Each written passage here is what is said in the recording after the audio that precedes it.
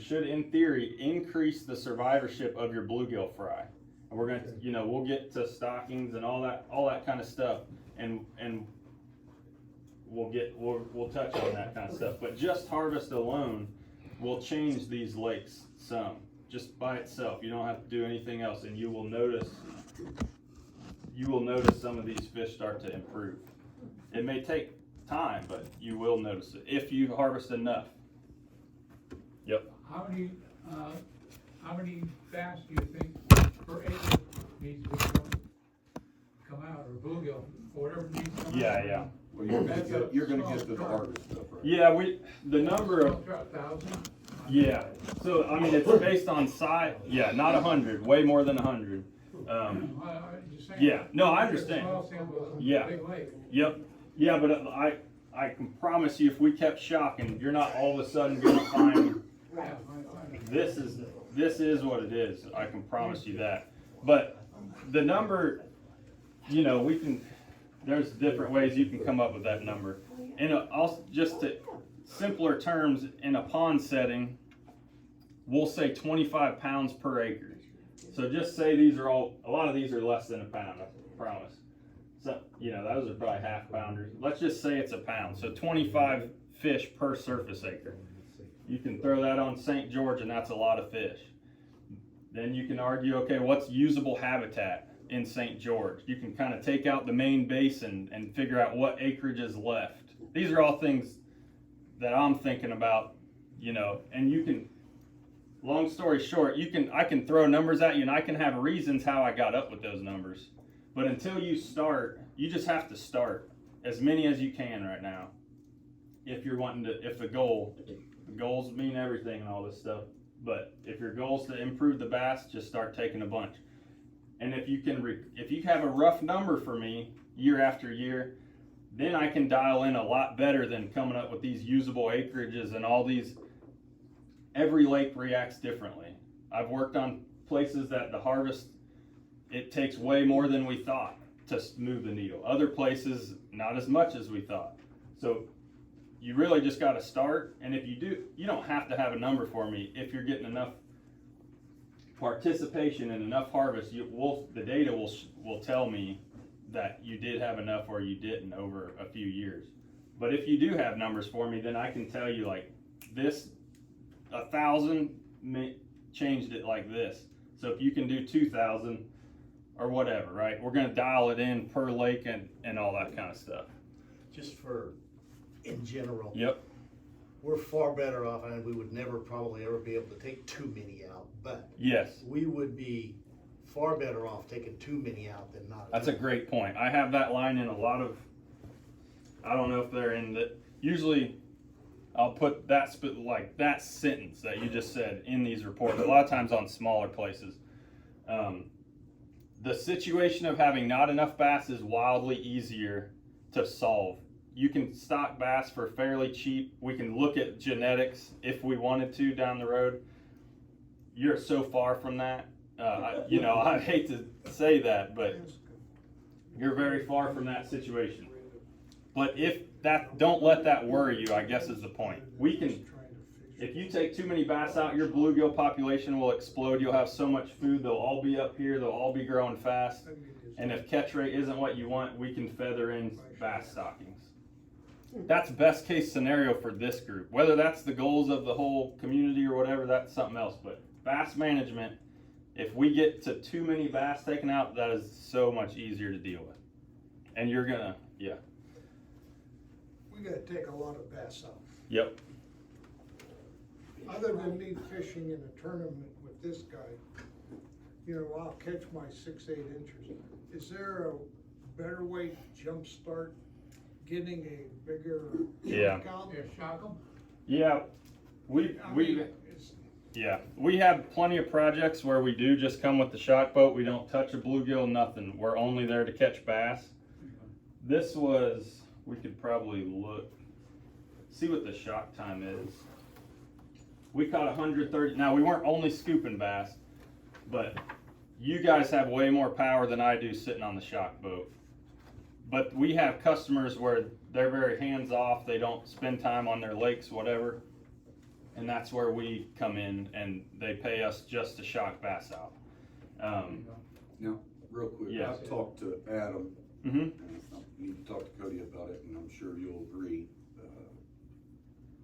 What Adam has agreed to is bringing a tank or tote of some kind, and us putting on a small fish tournament. Mhm. Because once the 10 bass are out of our boat and in your custody, we can go back out again. So we can go out and come back as many times as we want in a 5-hour tournament. So right now, that's what we're looking at doing to the point of trying to take these out. If we can get, 18 boats to take Right. 30 fish apiece, we're doing pretty good. Yeah. So- Got it. What's the recommendation size-wise, under 12 inches and under? Well- It says in the report 14, it's Yeah. just hard for me to take a 13.5-inch fish and, toss it. Because of what reason? Because that's a decent fish out here? Yeah. We're trying to change that. Right, you I don't- want that to be an abnormal fish. I want that to be It's a a very small- average right. or small fish. Right. That is also growing, and we can expect that 13-inch fish to get up here. Right now, when you let that 13.5-inch fish, he might be 13.5 inches the next time you hook him, a year later, 2 years So later. 14 inches and under is what you're Yeah, recommending. and I mean, it's no secret. Yep. That's the majority of the And- population. You're not gonna catch them all. There'll be another 13.5 incher that hopefully starts to grow. We're not gonna harvest all of them. Sure. So the 13.5 inches that don't get caught by this group, if we start to do this, they're gonna move. They're Because gonna he can move find this way. food, because he can find food. Yeah, But then, so we take out the smaller ones, and then what happens to the smaller ones? the remaining smaller ones? The ones that we take out, because I know there are a lot of people, like, we got too damn many deer around here, but we're not allowed to even shoot them with a bow, because people don't know what they're doing. Right. If we start taking out bass and. We don't have a fish So- fry. Yeah. Hold on, guys, so talking to Adam prior to the shock, he and I's conversation was what happens to the fish? Yeah. And the bottom line was, I don't care. his truck and trailer is gonna pull off of Fairfield Glade and they're gone. That's all we need to know. Now, whether they take them and stock them somewhere else or throw them in the trash or whatever they do. But from what Adam has told me, they're gonna just take the truck and the tank and go and we're less fish. I can't speak for Adam, but even if we do coordinate that, we can't do that enough. You need to be taking fish out year round. This isn't just like, let's have 2 events. Like, this is long term, like every time you're on the water. We should take our 5 out. Yes. Yes. You So can't basically wait you're for saying- us to come down with a tank, like, Should we put some signs up? Basically, you're saying, every time we go fishing, whether for fun Yes. or our Take tournaments, 'em home. which a lot of us fish a couple times a week, right, take them out. yes. Hey, what about adding a predator, like a muskie or something? That gets pretty tricky. I thought so. I fish like Kincaid Lake in southern Illinois a lot, Mhm. and that's a tremendous bass and crappie lake, cause it has muskies in it. Well, you could Well, that argue, keeps the you could size up. argue why, but yeah, I get exactly what you're thinking. You can't tell a muskie, you can't tell a bass what to eat. If right now, the majority of fish in the size range that they wanna eat is bass, at the beginning, they might eat more bass, but over time, they're gonna hurt your forage base as well. Now, the thing you guys have is a lot of lakes. If we wanted to try that, you guys are the perfect candidate. You have 11 lakes, right? If we want to put muskie in one and see what happens, you guys are the guys to do it. This is the group to do it with, because it's not like, oh, we only have this one lake, and if we hit this button right here, what's gonna happen? You can pick a lake and we could. But that doesn't sound like a recommendation. for me. Yeah, I would be hesitant, but because we have a lot of lakes to play with, I don't think it's an insane idea, but it's not gonna solve, like, you still have to harvest. Like, I'm not giving you permission because we put in 1 muskie per acre that harvest is not needed. Well, some of those 11 lakes are too small for muskies. Right. You know, But, I mean, we put muskie in a 20-acre private place and you know. well, I mean, they're not very deep either, so. Right, right. But Yep. what about cat, oh, Yeah, 1 second. Go ahead. Is there any way to make this problem with Fairfield Glade Lakes look good to the community outside of Fairfield Glade? What I'm thinking is, if everybody's fishing and grabbing the small ones, is there a way to tank those and let people from outside of Fairfield Glade who need food Mm-hmm. come in and get those? Because you're saying bass doesn't taste good. I say it does. Okay, The yeah, and yeah, I'm I grew up, thinking I'll it eat does. them every day of the week. I can imagine there's a There's lot of laws people that against use Right. fish. Right, so that's not something, at some point, what we can help you do get stopped by the laws and stuff like that. If there's organizations you could work with to set that kind of stuff up, maybe, but I can't. That's a great idea. Those are the kind of ideas that will move the needle a lot better, but I can't answer or like coordinate that, you know, as aquatic control. Yep. If we put more structure, like wooden pallets in there and stuff like that, would that? We'll cover habitat. Yeah, we'll get there for sure. one comment on the idea of taking fish out. I lived on a 6-acre lake in Illinois, and I caught a 13-pound catfish one time. And I knew the biologist, and I called him and talked to him about it. He said, if you catch that thing again, I put it back. He said, take it out, for 2 reasons. It's way too big for that lake. It uses up way too much oxygen and eats way too many bluegills. Mm-hmm. So I don't know. So Should we take, I mean, we occasionally will hook a catfish. yeah, Should we take it out and eat it, or? are they channels or are they Yes. flathead? Channels. Channels. So I don't think that. I would say that's like a topic where you're splitting hairs and helping. Again, everything goes back to goals, and so for this, whatever you guys are trying to do is bass oriented. They will compete when a channel reaches. I don't have an exact size for you from like scientific literature, but we'll say 3 pounds and up. They start to eat more fish than what you think. You know, everybody says they're just eating stuff on the bottom, and No way. the bigger those channels get, they're definitely eating some forage. They're not near as efficient of a predator as a bass. They're very much a generalist, and they will eat dead stuff on the bottom, but they're opportunistic like any predator.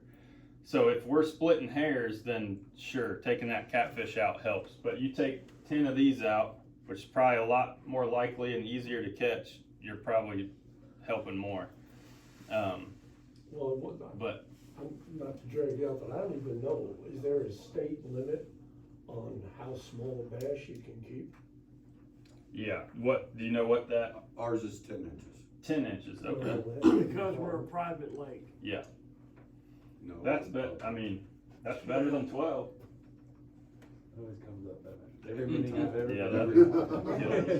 we actually went out of our way to ask multiple biologists to try to figure out how you guys could get a permit or an amendment, anything like that.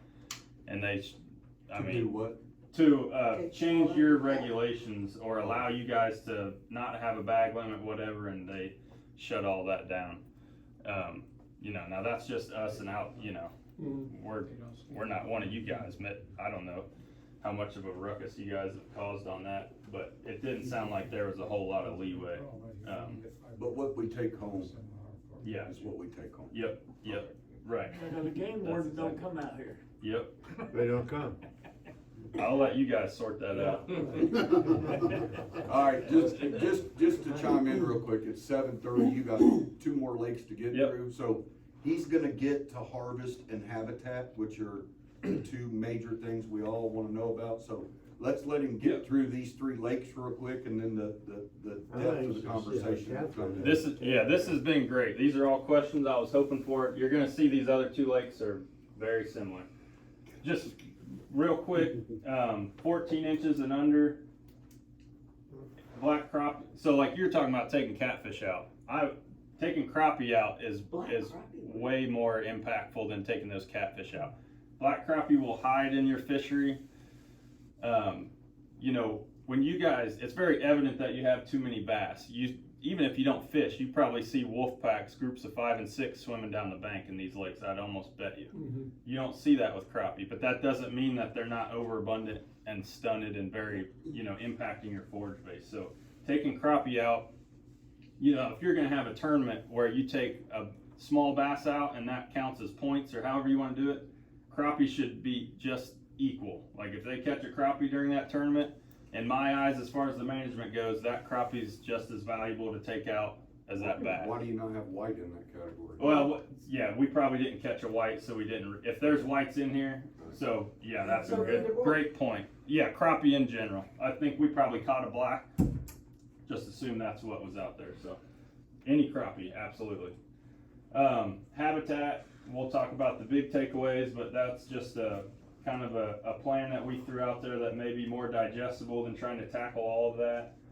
And then pea gravel, I don't know if you guys have ever done anything like that. And Sherwood they did. Yeah. Right. That can, the idea there is, and we'll cover this again, but is just, you're trying to increase the number of bluegill that are spawning and also the success that they have. So pea gravel is a very good substrate. It allows them to oxygenate their eggs. And so we can assume that the survival of those bluegill eggs will go up if they have a better substrate. So then you have the stocking stuff. We'll talk about this. This is big numbers. I get all that. We'll talk about bluegill versus shiners in a little bit.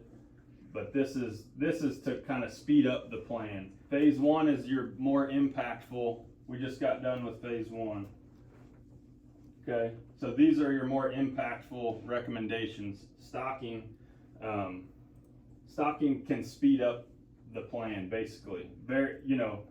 What you definitely don't want to do is start stocking before you've done any of this other stuff.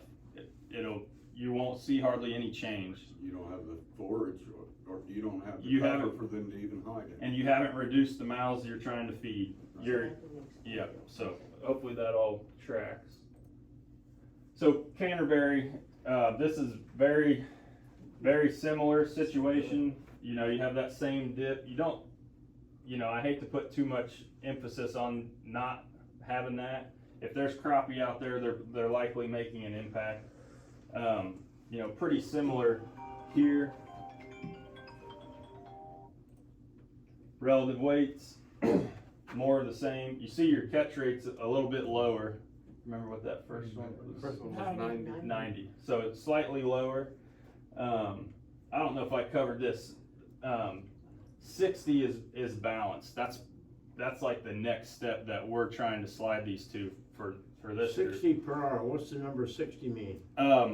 So that per hour means shock time. So when my foot is on the pedal and the boat is shocking, it counts every second.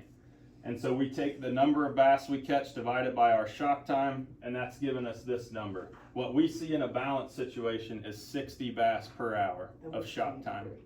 You're high on all these lakes. Trophy, which is a very low catch rate for the angler, generally means way better relative weights. A lot, you have very good growth, very low catch rate there. So wanted to point that out. I missed that on the last one. Recommendations very similar. That doesn't look like we put a size, but if you need one, 14 is gonna work pretty good. You can see the majority. And something else to note is there are, you guys all just had 5-pounders in those last couple tournaments. There are bigger fish out here. They're probably hard to come by because you got so many small fish. These fish are not gonna, this is a big point that I generally hammers home for a lot of people. These fish do not live forever. If these fish die, they age out, is generally the term I would use. And you don't have enough growth to replace them, you're not gonna have 5-pounders as your big bass anymore. It's gonna be this guy. And then, as things change, every lake takes longer and longer to, they slide up and down these gradients like that. But the risk of doing absolutely nothing is over a long period of time, these fish disappear and now you're left with this. And then we've even seen it where fish stunt at this, like the biggest bass out there is 12 inches. Okay, but right now you still have, these are what I call bass eaters. There's not tons and tons of bluegill out here. They're probably eating these small bass as 50% of their forage, I would say. They found a way to get big enough to eat a 10-inch bass, and now they're doing okay. But not a lot of these fish out here, but they are out here, and I know you guys are catching them occasionally. Okay. Same thing. Yep. Pretty Yep. much. Yeah, I felt bad in all these reports. It's like we're putting the same thing, but I want you guys to understand that if the data's the same, the plan's the same. We're not trying to get up crazy and all creative. The plan is the plan. Same premise on the bluegill. Numbers are different based on size of lake for the most part. So why would you wanna end up in a year and a half from now, stocking all those bluegill? I mean, they're gonna grow like mad based on what we're doing. You're gonna have many, many more bluegills. That would be like best case scenario. I know. That means it So all why works. do you have to spend $13,000 to do more? That's phase two. Yeah. So You still gotta catch fish. these years, if you guys haven't harvested all these fish in 2025, then I wouldn't put these in. Right. It's more, That's the phase year. Oh, yeah. that's if you didn't harvest. No.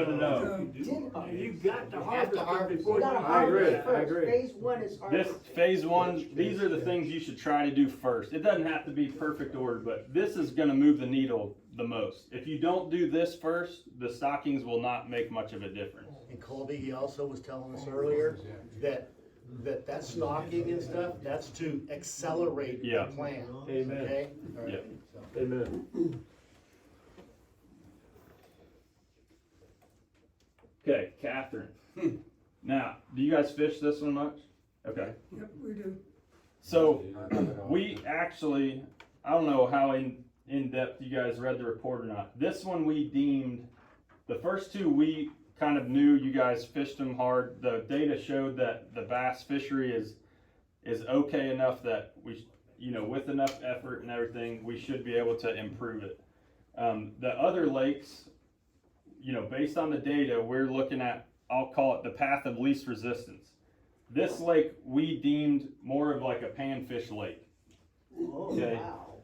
You have so many stunted bass here that are depleting your forage base. It's the same thing. It's the same premise on your bluegill as what we're trying to talk about with your bass. If you reduce the number of bluegill out there, the food source that they share is so much greater, and you can have better growth from your bluegill. It's all a numbers game on whatever population you want to look at. Too many of these usually means not very many of these, and they'll grow better.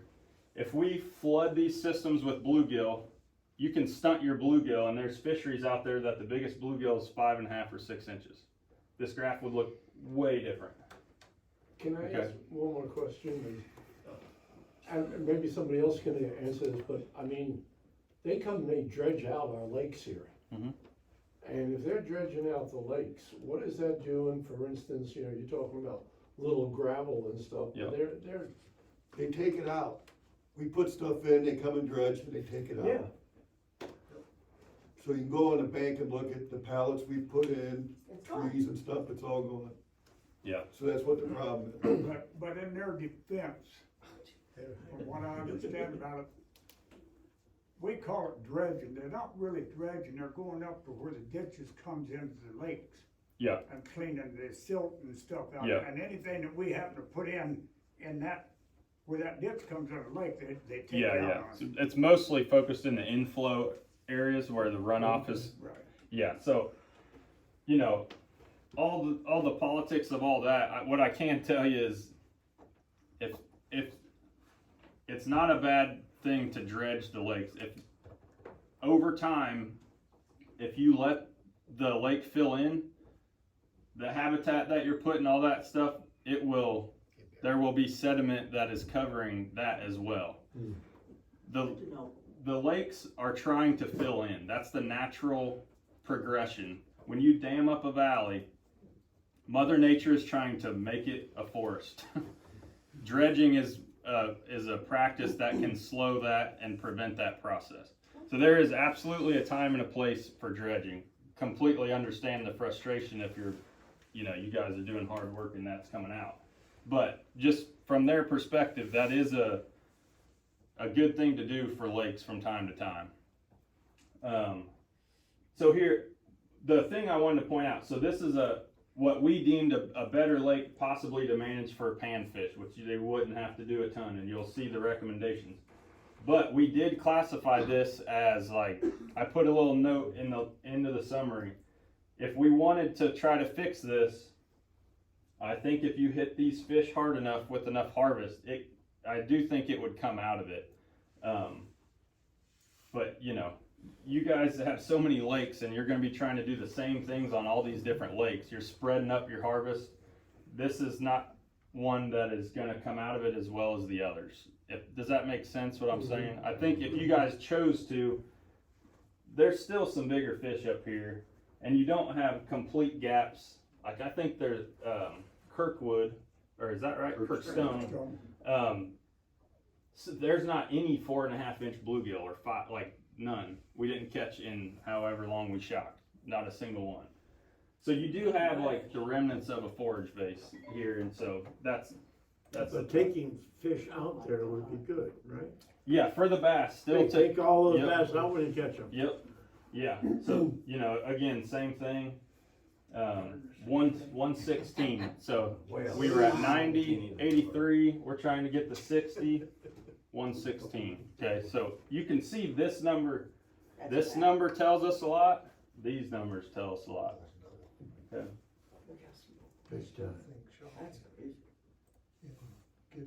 Now these recommendations are more for the panfish style, so you don't see the crazy. There's not big stockings in here to try to speed things up. Pea gravel still would help. The habitat I would likely, if we were going to try to do bass management, we'd probably increase this for another couple years to get more. Generally in a panfish lake, you don't need as much habitat. You want your bass to thin out the bluegill so they can grow better. In a bass lake, we want to protect our forage. So depending on the goals, kind of lands you where how much habitat is ideal. So now we're going to get to these. We've covered a lot of this kind of stuff, but this is everywhere we go. Bass harvest is really hard to get people to do, but if you can do it, it is hugely impactful. Lack of harvest leads to too much competition, slow growth. We've talked about that a bunch. Competition down. We're trying to reduce the number of mouths we're trying to feed in these lakes, and that in itself should increase your bluegill a little bit, your recruitment and stuff. And I do believe harvest alone, if you do nothing else, you will start to see differences. These other recommendations will absolutely help, but this has to be where you start. If you're not harvesting, you can fix all the other stuff. You can do every other step. You're not going to see a very big change. But if you do this and you do some of the other stuff, you will. It sounds crazy, but it's that simple. But it has to be enough. That's the trick, is what is enough and can you do enough? So when I get up here next time and you're like, we harvested and it doesn't look that much different, the answer is going to be like, well, we probably didn't harvest enough. And that sounds like a cop-out for us here in a couple of years, but hopefully this has explained what's going on biologically out here. This is a You're question. looking at like a 5-year window. Is this what I'm understanding? Yeah, this will take time. It's not, hey, you go out here and catch 2,000 fish off of St. George, and next year you're gonna have a whole bunch of big fish. No, Over a 5. if you took out a big enough number in a year, we do see changes. What's a But big enough number? I don't know. That's the trick. take 'em It's all. every lake's Yeah. different size, and Well, every lake reacts a little garden. different. Yeah, yeah, Fertilizer. right. And even if we took out, well, 3 words to eat more fish, but the stunted ones. Yep. Are they going to be able to grow? Yeah, so that's a good point. some of the ones left will be stunted. They will improve, but like I said, you don't know which ones are young and which ones are old. The older ones will, but they just might not be around. They might grow 5 inches and then they're done. They've hit their lifespan. But if the ones that are skinny now that are only 2 years old, if you start to fix things, we've seen that they will come out of it. They will grow to long. A lot of times what will happen is they'll grow in length before they improve in relative weights. So like the first thing I would expect to see is that relative weight graph to slide this way, not necessarily this way. If that makes sense. That's just what we see most of the time. This I think is interesting, especially for you guys doing tournaments. If you remove enough small bass, the small population of bigger fish you will start to catch them more. And you're gonna be like, man, Wes and Cody are so awesome, these fish are getting so big.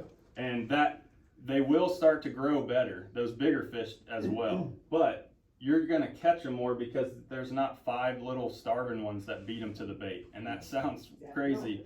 No, that sounds 100% right. We've here. seen that time and time and again in small ponds and 50-acre lakes, you know. So when we have a tournament, instead of just keeping the big ones to come in and weigh them, might as well keep a bunch of the little ones too and just weigh the biggest. It comes into state law too. So state law says you cannot have smaller than 10-inch fish in your boat. You can have 5 bass per fisherman. So once you and Lynn go out and you catch 10, you're done for the day. Unless we come back in and put it in that boat you said to, and then we can go If back it's out. in their boat, but if you take it home and put it at your house, it's still in your custody. Gotcha. That was the good part about them coming out, was it's Gotcha. no longer in our custody. Right. Ever since this shock survey happened, I've been taking 4 or 5 bass, and the guys that have been with me have seen me, 4 or 5 every time I'm out there. And I've been going up to 13 inches, I'll go to 14, but, you know, Gotcha. talking to Cody for a long time on the phone and really one-on-one, harvest, habitat, and it's in that order. Harvest is first, habitat I'm sure he's getting ready to go That's to, what I but believe. without the harvest, the habitat that we put in doesn't help. Without the harvest, the bait fish, everything else is not gonna work out. So the harvest is number 1 on every one of the lakes they did. Yeah. That's what we should concentrate on, taking as many fish as you can possibly take out. Well, when we stock the minnows, might as well put those minnows, because we throw them in at a dock or something, and there's bass right around. Well, get you a net and The take 5 small out of ones. there. Yeah. I know that. Okay. Habitat. So first we'll talk about protective habitat. This is the ugly trees that you see stated. This is an artificial habitat that will last forever. This is a prototype from a few years ago. They're brown, but they act a lot they honestly perform a lot like vegetation. Fake? They're fake, yeah. And so, but what they're doing, whether it's this or whatever, protective habitat, you want something complex that has a lot of small little spaces for your small bluegill to get into and hide. Which, you want your bass to be able to eat the bluegill, right? That's how they get bigger. But if they can eat them so efficiently, like they are right now, it doesn't work out. If I could tell a bass what to eat, I'd tell him to go find the biggest bluegill that he can fit in his mouth. That's how you get big bass.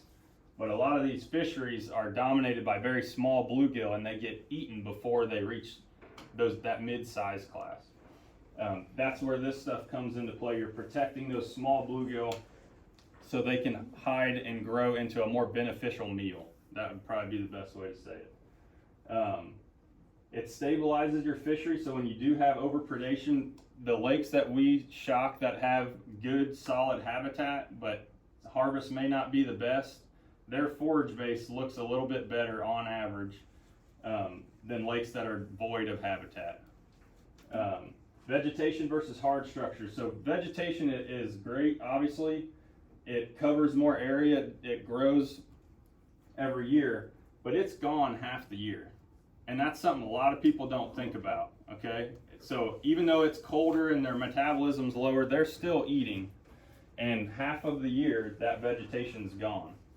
So that's where stuff like this really comes into play, or hard structures, whether it's brush pile, brush piles, you really have to replace. I love brush piles, but you have to be diligent, and you guys have a lot of acres of water that you'd have to replace every 3 years.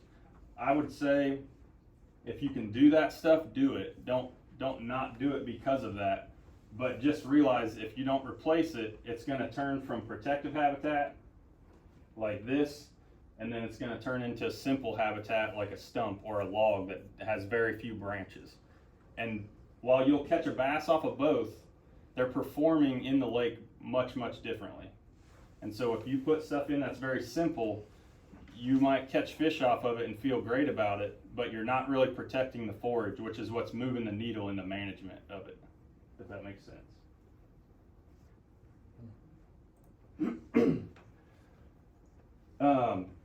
So let's see. Yeah, so more of like your simple habitat. I don't want to convince you that there's no place for that stuff. Your docks, stumps, simple artificial habitat.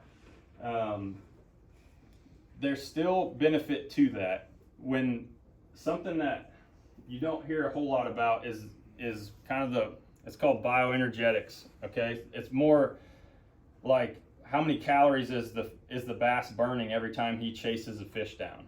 If there's habitat out there, I know you guys have done some moss facts in the past, and I would this is a root wad kit. I don't know what structures specifically, but we like those a lot.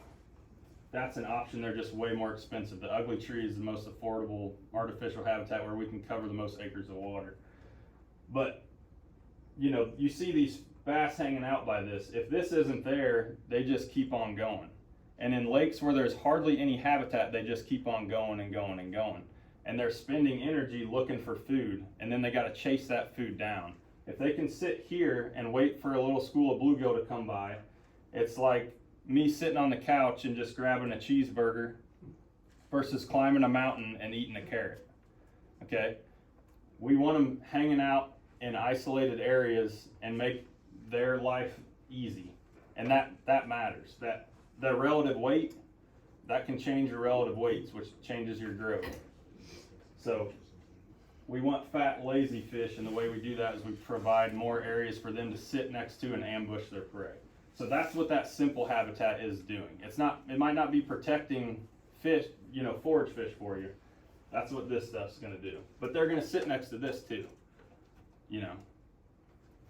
So the simple stuff is not all for nothing. Quick question. Yeah. So for the artificial complex, would that be more like the ugly trees? Yeah. What else would fall into that category? So brush piles, you can go on YouTube, there's all kinds of structures that people are doing DIY stuff. A lot of those I would put in the bin of simple. It's just hard to make something that has this many, a lot of these aren't even all the way fluffed out. That many little spaces, like there's a lot of PVC stuff, which is great, but it's hard to get so many pieces of PVC on there that mimic that. So they're like artificial Christmas trees. Yeah. I was just saying the same thing. Several years ago, we did that. We took pots and filled them with concrete and put a whole bunch of half-inch PVC rods. Remember that, Jim?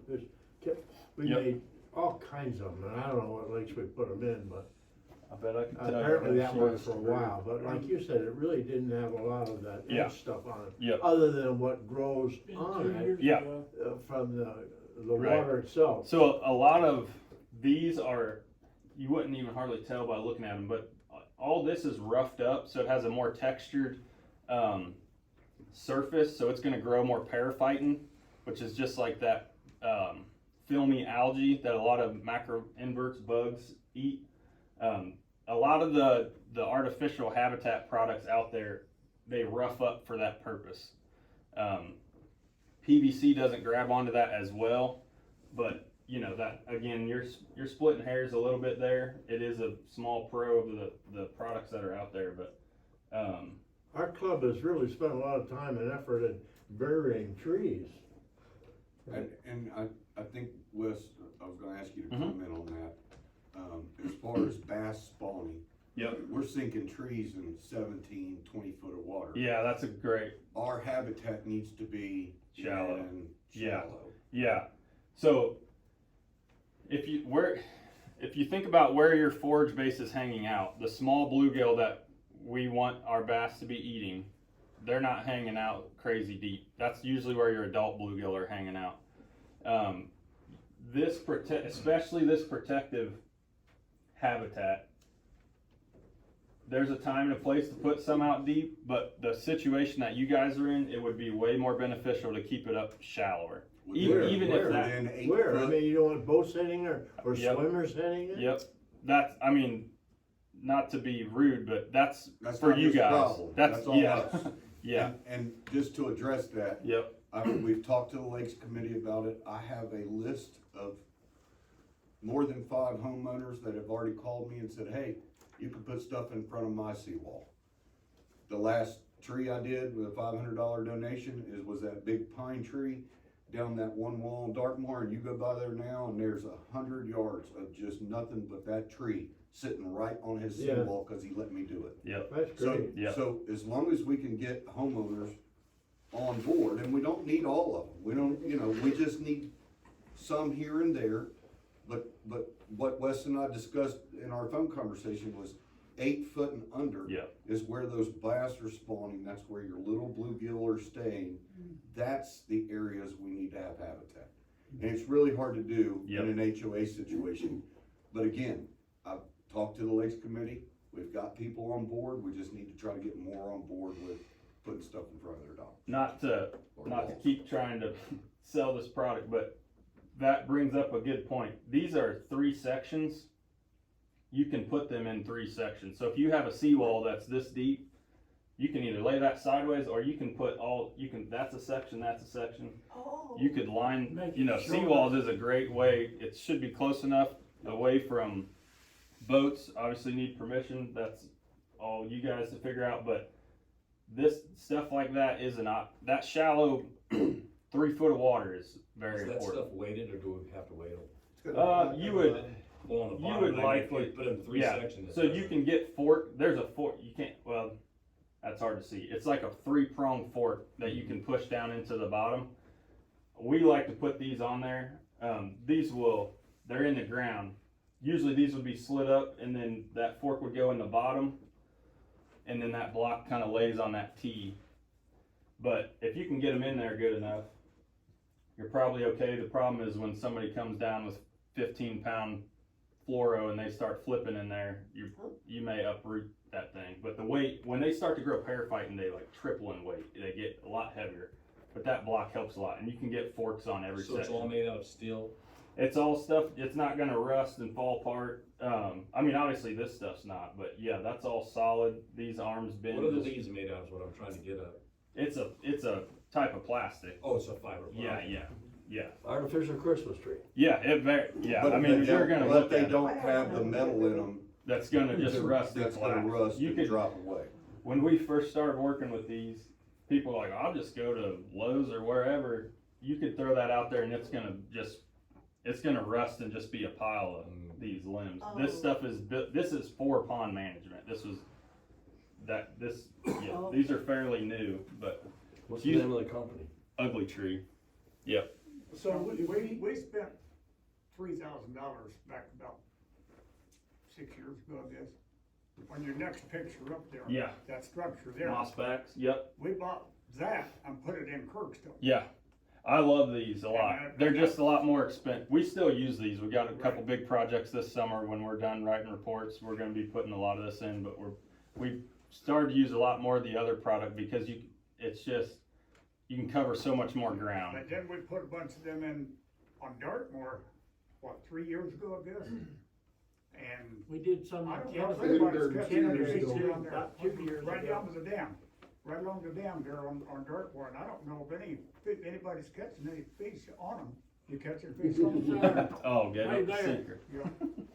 Yep. So if the bass are over eating the brim, I don't know, maybe it's me, but I mean, some of the lakes, I just don't see the brim nest Yeah, like I used to. watch this. Right. This'll help. What'll help? Pea gravel, Oh, sorry. the pea gravel, okay. That will help. It could be the number of bluegill out there. You know, we've seen places that have a lot of beds, but they don't fill. In May, your beds should all have panfish on it. They do. Yeah. We've had places where you can go in May and they used to, but now there's a big bed over here that's active, and this bed is, the domes are there and you don't see them. That's just, they've been overpredated for a long enough time that it's actually decreasing the number of adults in the population. But this should help some because they really like this substrate. And so in theory, the more bluegill you can get to spawn at once, the better. That way, because they're coming to spawn May, June, July, August, probably September on a regular basis down here. Hard to say depending on water temperature, day length, all that good stuff. But if all the beds are full, there's another group that's going to wait till June. But if you can increase the number of bluegill that are spawning each wave, each month, it's just more forage. How do you build a pea gravel bed for spawning? Because, I would think it would sink into the mud. Yeah, that's great. If it's real mucky, we use a mat. There's a mat that we specifically use for this. Costs a couple $100, and it's got webbing like fiber underneath of it. Like they use the same technology in like road construction, and it's like a snowshoe. It's a snowshoe, and you can walk. They make some that it's more for beaches, and you can have muck this deep and you can walk right out on it. Like they got pictures on their website of a truck parked on it. You don't need that for this. You need some of that webbing, and then that'll keep that up above your muck, and then they'll keep it cleaned off from there generally. So basically, we need a couple $100,000 for each lake. Yeah. That's why we got you, buddy.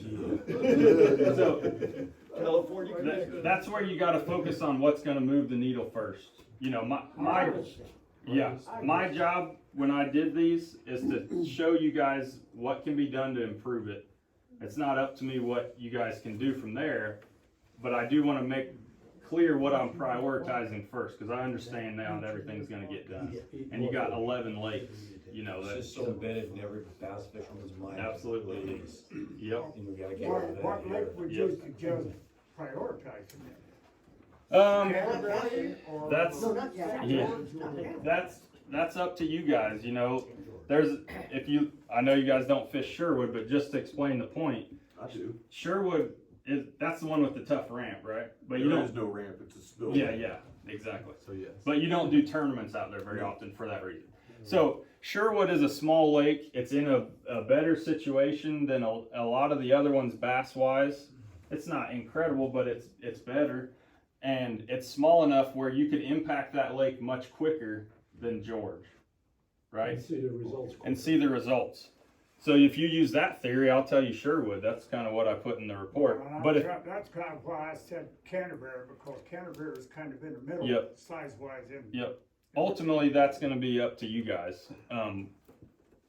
I think some of these we kind of labeled which ones we think are better bass potential versus panfish. I would start with the bass ones because, you know, you're fighting a way uphill battle.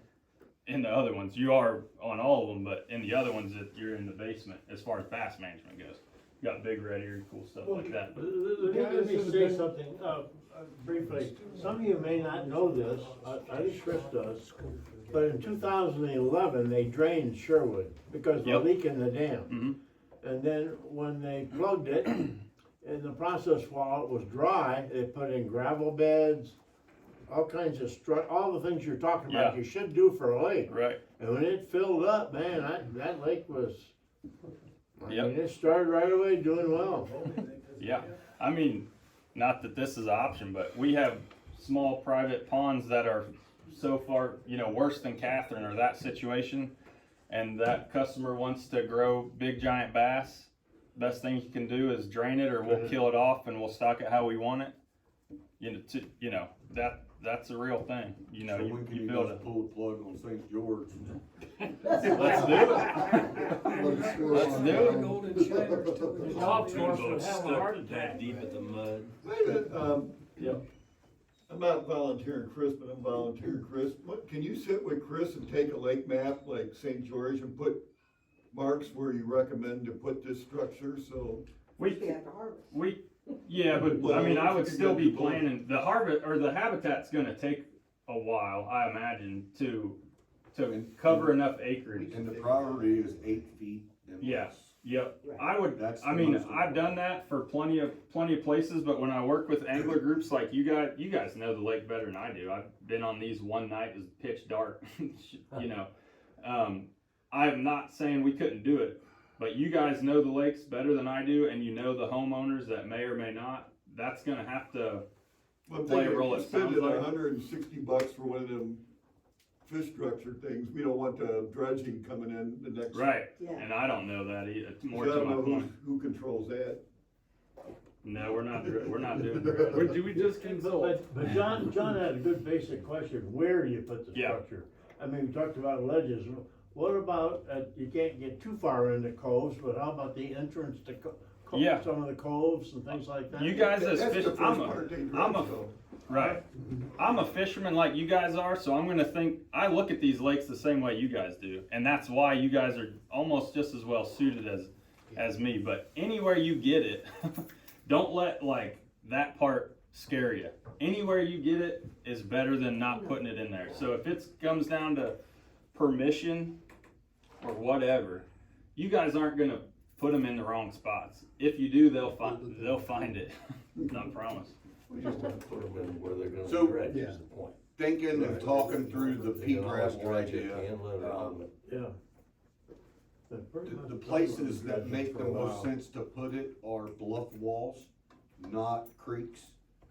The creeks that are coming in get dredged. Yeah, A exactly. bluff wall that's, say it's a 6-foot drop, those aren't getting dredged. Right. So we can get that gravel in those places, My first thought when they said pea gravel, that's nuts, because as soon as we drop it, silt, and 2 years of blowing leaves in, it's all gone. But if you can find the right spots to put it, where it's not gonna be disturbed by the dredgers, it's not gonna be gassed through with a motor and things like that, so. What about beaches? Do people have sand beaches so their kids can walk out into the There lake? are a couple personal ones, Okay. but they're. Most lakes don't have a significant number of, those are great because, And the areas that we do have beaches at the marinas, we're not allowed to fish in Yeah. that area. Most of our. well, and Okay. you don't need to fish these. This is for bluegill reproduction. You Sure. don't have to, I mean, there's big bass hang out by the So is that bluegill beds. but- is that a DIY thing?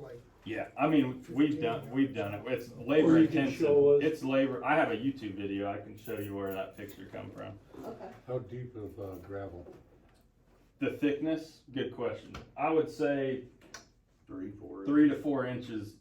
3's on the low end, but again, they'll do crazy stuff to use it. What I've had about- them drag it to other areas. What about putting the pea gravel in the bluegill beds that are already there? Yeah, that's a good thought. I do think it would help. I think you're better off to add new areas if you had to pick, but that definitely doesn't hurt. They're not gonna quit using them, and like I said, when they're spawning in just dirt, they're trying to, the domes that are that deep, the reason they're doing that is to get to a hard bottom. That's what you're just. But how do you even, I mean, that's gotta be heavy. How are you getting So to we different use places? a hydraulic dump trailer, if you got a seawall, like what you're talking about, if you can bring that thing right to the edge of that seawall, hit a button and it lifts up, slides off, you can hop in there and flatten. like a You don't dump even have to flatten it out a ton. Don't leave it as a mound, but get in there and move it around enough. Or the easiest thing is a gravel slinger or like a slinger truck. It's like a conveyor belt that they can drive in, and they got a remote control thing that's got an arm that shoots out and a conveyor We'll belt. buy a couple of them. You don't have to buy them. You should be able to track them Maybe we don't down. have access, that's what they put in, cement trucks, you Yeah. can put pea gravel in those. Yep. Yeah. Just so shoot now, it I out mean, there, but you can't get by the lake. Yeah, if can't you got get by the houses lake. everywhere, right? Unless we drive through Jim Johnson's yard and down to the lake. Come on over. I just poured concrete all the way down to the lake. That's all right. Drive it right down to Along with the concrete. harvesting of fish, I catch a lot of crappie out here. Yeah. A lot of Up in the crappie. lake. As part of the lake analysis, did you guys Going do an down. analysis of the water since I'm consuming? Yeah, I mean, as far as I'm a golfer too, so I see all the chemicals they're putting Yeah. in. not that type of. I mean, I mean, we're looking at quality of the fish. that we're using. temperature, DO, pH, alkalinity, hardness, phosphorus, nitrogen. Fish consumption is not something our lab can do. You'd have to find an outside lab and have that done. So, how many square feet of pea gravel Yeah. do you recommend Per lake or size something? of the lake, yeah, per acreage of lake. If I had to put a number, 5% would be awesome, but you're not. That's going to be a lot on these lakes. If when I'm working in like a pond setting where it's more feasible and we can get around the whole thing, 5% is the number that I would shoot for. But that's going to end up being a big number for you guys. You're going to probably be limited by area, but if not, that's the number I would shoot for. So And you said shallowest is best, but what is the deepest water that you'd recommend pea graveling in? that's tricky out here because of your clarity. I mean, some of you guys probably, how deep do you see some of these? 12. Yeah, that's deep for bluegill beds. Normally I'd tell you 3 to 4 foot and you're in really good shape. But with your clarity, they have sunlight down in that deeper water. That may be why they're sometimes hard to find, because they're just in the middle of nowhere. I'd say our average beds are in 6 foot of water. For bluegill, yeah, don't shock me with your clarity. Yep, And that's there's a pretty couple- cool. There's a couple places on Dartmoor that you can go out there with a side image and you'll see bluegill beds out there 15 or 18 Yeah. feet deep. Yeah, that's pretty cool. Okay, so what role does stocking play? We've covered a lot of this. I would look at it, especially for what you guys are doing, mostly to speed things up. There are times it does help a lot when you're doing everything else. I can't make that any as clear as possible. But you know, the main we're trying to supplement the bluegill population mostly, and we'll talk about that. But you can really help that population with the stocking, but if you're not doing everything else, it's not going to work. I know golden shiners has been used out here quite a bit. We use golden shiners in a lot of places, but the priority of them is much lower than where we put the bluegill. And the reason for that is because bluegill, if you remember our graphs, bluegill will be less than 3 all the way up to 10 inches or wherever they max out.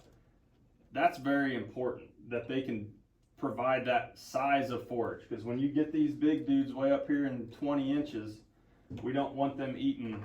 And I know shiners get big, but we're going to touch on that here in a second. But those bluegill reproduce every month in the summer, providing a lot of forage. They get big enough to be protected from most of your bass. All those little ones, all those adult bluegill are safe. There's a handful of bass in the lake that are big enough to eat an 8-inch bluegill. So they get big enough to protect their adult population so they can keep spawning. So they are what you're trying to solve out here. All these management techniques are to fix your bluegill population. They're to give us more bluegill, but that's connected to your bass growth. Golden shiners they can reproduce in these lakes. The problem is they don't last long enough to do it. They don't produce as much offspring. They don't spawn as often. You know, all those little things, they just don't last. We've stocked hundreds and hundreds of pounds into much smaller bodies of water, and we come back a year later and every single one of them's gone. They don't show up in our shock surveys. And when they are out there, we catch tons of them. It's not like the crappie that they're just hard to Did they show find. up in your Not on these lakes, but I don't know that shiners have been put in some of these super recently, so I don't have data to like prove what I'm telling you, other than not data here, but I got 1,000 of these that'll tell you what I'm telling you. We've had customers that don't listen to anything we say, and they stock $10,000 and $20,000 worth of fathead minnows and golden shiners, and we come back and every single one of them's gone a year later, likely months later. Okay, they just get eaten up so fast. Bluegill are eaten, the real small ones, everything eats them. So golden shiners should be looked at least in the way that I manage fisheries, as an extra thing. If you're doing everything else right, you're harvesting enough, your habitat's great, your bluegill population's in good shape, then the shiners might move the needle a little bit. The bass love them. You just said they eat them right off the dock. Yeah. But if they're not a reproducing population, it's just a Band-Aid on a problem that's not going away. The bluegill is a solution. If we can fix the bluegill population, they are already proven that they're reproducing out here, right? It's a population that's been there forever. We're trying to help that population. That's moving the needle. The shiners are extra, is how we gotta look. Yeah, that's a good way to put it. So how do we grow our bluegills so a bunch of them can't get eaten, so they can produce Yeah. more and more? You do all this stuff. Every recommendation in these reports is, it's to grow bigger bass, but the way you grow bigger bass is to get more bluegill. So when I sit down and try to solve this problem, habitat is protecting more bluegill. Spawning habitat is allowing more bluegill to spawn and produce more bluegill. Harvesting is saving bluegill lives every day. Okay? All of it, that's why it's just everything's so tied together, right? Can the bluegill get overfished like they're doing in Dartmoor? I mean, these guys are coming from all over, and I mean, they're just taking ice chests full of them. Off the beds or just all year long? All year long. Yeah. All year long. I mean, they're pounding them. Yeah. We got a guy, I watched one guy take 201 gallon igloos out in a weekend. Of just bluegill. Yep. Yeah. And some of them were 3.5. Yeah, some of them are like that. I mean, they kept everything that there was. Yeah, yeah. We fished It's on St. George a couple of years ago, and there's a guy, when we went to do the weigh-in, that had a 100-quart cooler full of crappie and bluegill. Yeah, I'd And thank he him for the left crappie there, and yeah, then he Smack left you there for and the he went to Dartmoor and Yeah. fished the rest of the day up there. So yeah. We have nobody patrolling our lakes. We have no one to. Yep. So as far as your question, can you overfish bluegill? That's a very hard thing to do. Oh, but because they spawn so much. They do, and it's great. Like the panfish lakes that we, deemed panfish, that harvest can help that situation. It's all the same as the bass. If you were gonna try to manage it for panfish, okay, harvest helps bluegill grow. Harvesting bass helps bass grow. So that's where the goal is everything. I don't start a project unless I know what the goal is, and I understand there's a lot of stakeholders at these lakes, but this group wants to improve bass. So if I'm answering your question, I'd say, no, why do you need to take bluegill out? But it's not my place to. But I was just wondering, was hurt our. Yeah. It's possible, but it would take a lot. Okay, so they're not hurting them and taking, okay. That's what I was wondering. Yeah, it would take a lot, but. I may be wrong, but I think this year they stopped stocking tilapia. Mm-hmm. How is that going to affect anything? Well, tilapia has been part of the data. So tilapia was stocked last year and a bunch of other years. And that's what your bass day looks like. So they were put into largely solve algae, right? Yep. And filamentous algae around the perimeter. yeah. And based on the rates that were put in, they were way understocked to realistically achieve that goal. It's my understanding that part of the reason, or that it was, a small pro was to help feed some bass, right? And they certainly do, but there's been studies that show that they're not a like very high priority on a bass diet, even when present, except in the fall. When they die, when they start to get lethargic, the bass do clean them up pretty well. And the eagles. But yeah. But throughout the year, there's been a couple studies, not crazy intensive, but the studies have shown that they don't show up a ton in a bass's diet until the fall. And so these other things are, if we're just talking bass management, I would way rather do all this other stuff than bring the So Chris, tilapia. what are they spending the money that they used to spend on tilapia? Why can't they put money into this? So, when Sam was in place, Sam and I talked about not doing the tilapia. And I was told that we would get a portion of that. Now that Sam's gone and left things in a little bit of disarray, that money is no longer there. However, the Lakes Committee voted to quit feeding that dog food to the fish. So that money is coming to us. Right now we have $4,600 in their little account to add to ours when we decide to do whatever we're gonna do, and then the next quarter's another $4,600. So we should get $4,600 two times this year from them.